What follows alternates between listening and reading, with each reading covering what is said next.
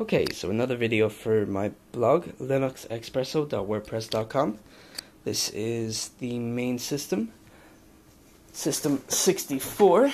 Oh, by the way, that's Expresso spelled with an X, not an S, EXPRESSO, for those of you who are used to spelling it a different way. This is an Acer Aspire T650. Came originally with Windows XP Home and 512 megs of RAM. It has, which I'll show you now, under a rather huge heatsink and 80mm fan, a 3 GHz Intel Pentium 4 CPU with an 80 MHz FSB and 1 meg of L2 cache.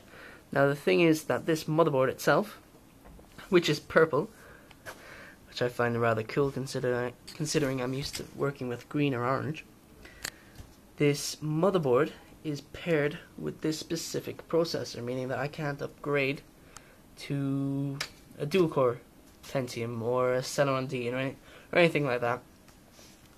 I have made quite a number of upgrades. I've added an 80mm case fan at the back, a 120mm case fan on the side, just added that on there with some wire. I've thrown in a floppy disk drive, which I still find useful.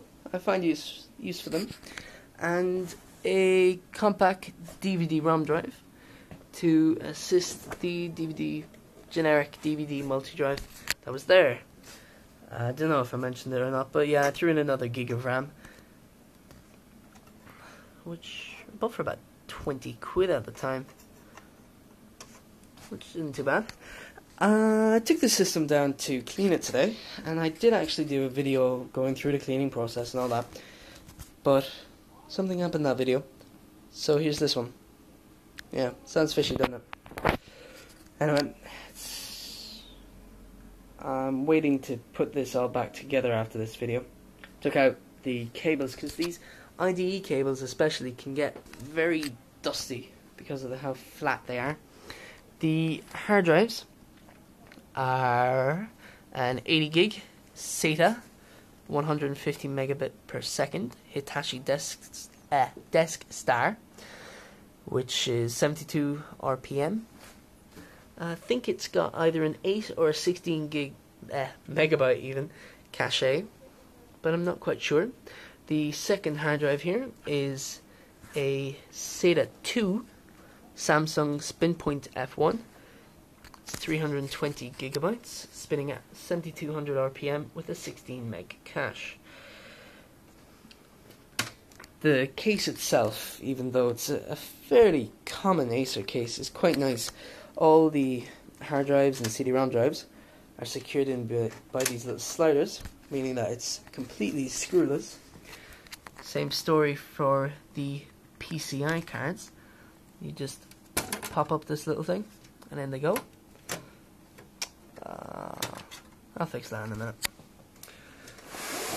Around the back of the case, you can see a good old 56K AgriSoft modem, gigabit Ethernet, FireWire 400, a couple of USB 2.0 ports, and the graphics connection, which is for an ATI Radeon Express 200 series card, which has no RAM of its own, but bums 64 meg off the system.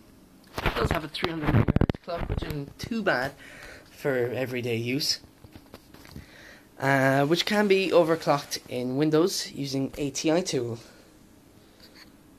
That's pretty much all to be said for this computer. The temperatures are quite good for a Pentium 4 of its power.